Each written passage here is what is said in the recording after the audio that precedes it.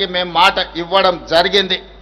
విశ్వసనీయతే మా సిద్ధాంతం మాకు ఊపిరి. గత ఏడాది ఆగస్టు 15న రైతు రుణమాఫీకి శ్రీకారం చుట్టాం.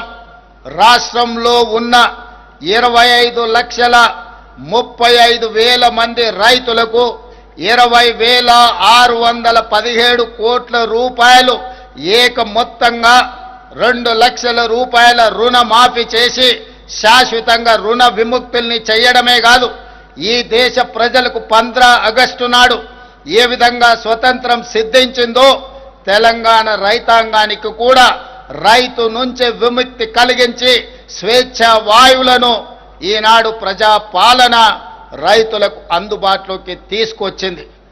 ఈ విధంగా ఆనాడు వరంగల్లో ఇచ్చిన మాటను తెలంగాణ ప్రజాప్రభుత్వం వారి రుణం తీర్చుకొని ఈనాడు రైతులు తల ఎత్తుకొని గర్వంగా తెలంగాణ రాష్ట్రంలో తిరగగలుగుతున్నారు.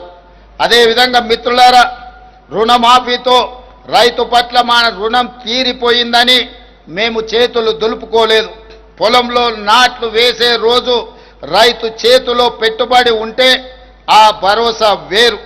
అన్నం పెట్టే రైతు అప్పుల కోసం ఎవరి దగ్గర చేయి చాపకూడదన్న ఆలోచనతో ఇందిరమ్మ రైతు భరోసా పథకం కింద ఆనాడు ఎకరాకు ప్రతి సంవత్సరం 12,000 పెట్టుబడి సాయం ప్రకటించాం.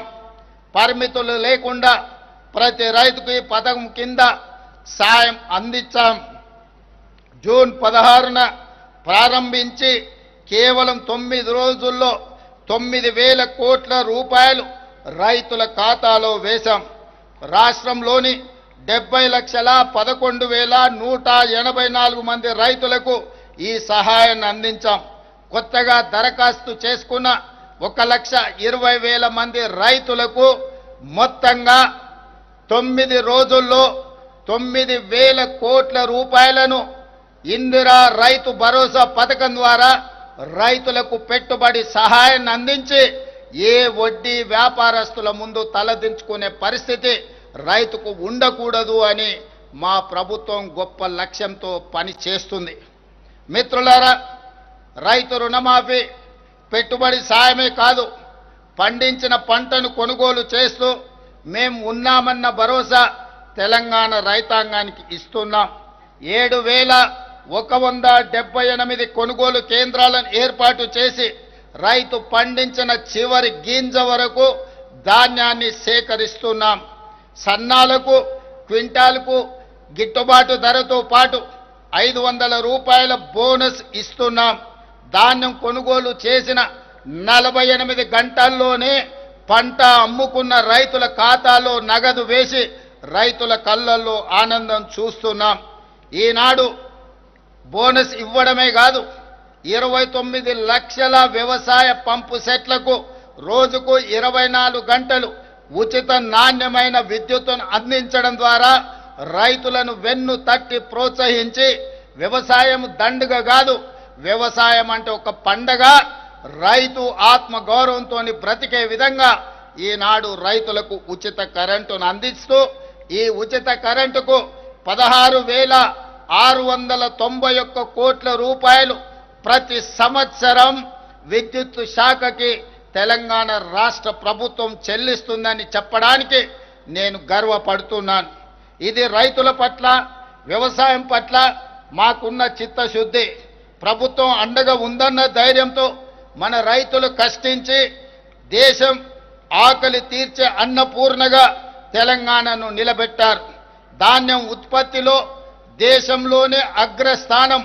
అంటే వరి ఉత్పత్తిలో ఒక సంవత్సరం 2,85,00,000 మెట్రిక్ టన్నుల వరి ధాన్యాన్ని ఉత్పత్తి చేసి దేశంలోనే మొట్టమొదటి రాష్ట్రంగా తెలంగాణ నిలబడ్డది.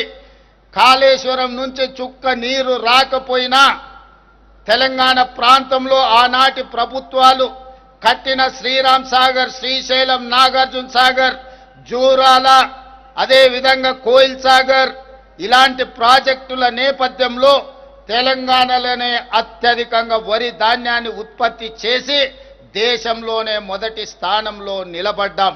ఇంత గొప్ప విజయాన్ని తెలంగాణ రైతాంగం ఈరోజు మన దేశానికే ఆదర్శంగా నిలబడ్డారు. తెలంగాణ రైతాంగాన్ని ఈరోజు నేను మనస్ఫూర్తిగా అభినందిస్తున్నాను.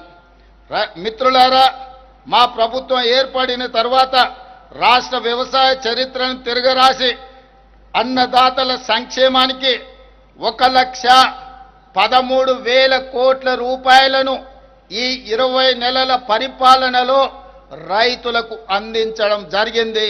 ఇది దేశంలోనే రైతులకు అందించిన అతిపెద్ద సహాయం. ఈ సహాయాన్ని అందించే అవకాశం కల్పించినందుకు తెలంగాణ ప్రజలకు నా కృతజ్ఞతలు తెలియజేస్తున్నా. మిత్రులారా, 10 ఏళ్ల తర్వాత పేదల సొంత ఇంటి కలలకు మళ్ళీ రెక్కలు తొడిగాం.